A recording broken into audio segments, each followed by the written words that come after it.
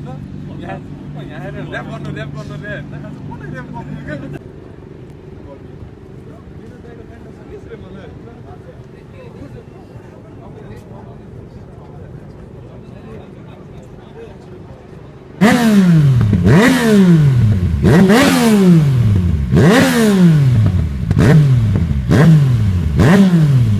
Mm-hmm.